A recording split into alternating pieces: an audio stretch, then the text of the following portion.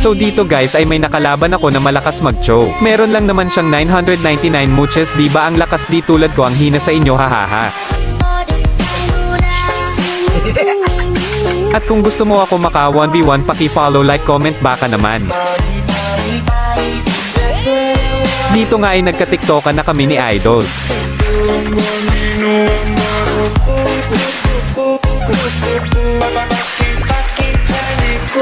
Panoorin nyo na lang sana hanggang dulo, marami pong salamat.